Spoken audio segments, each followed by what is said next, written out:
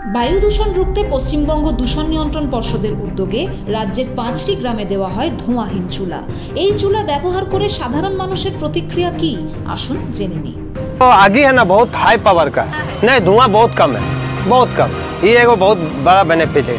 উনুনটা ব্যবহার করছি, এই উনুনটা খুবই সুন্দর, এতে শ্বাসকষ্ট কিছুই হয় না, চোখও জ্বালা করে না। তো আপনারাও সবাই এই উনুনটাই ব্যবহার করুন।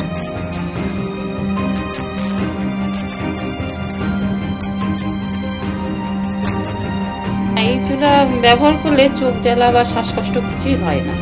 এই চুলা ব্যবহার করলে আমাদের কাশি বা কোনো সমস্যা নেই, তাই এই উনুন আমরা ব্যবহার করবো। চুল্লি তো ধোঁয়াটা মানে কম হয়, কাশি ও চোখ জ্বালা কিছু করে না। ধোঁয়া বেরোচ্ছে না, ও ব্যবহার করুন, এটা জিনিসটাই ভালো।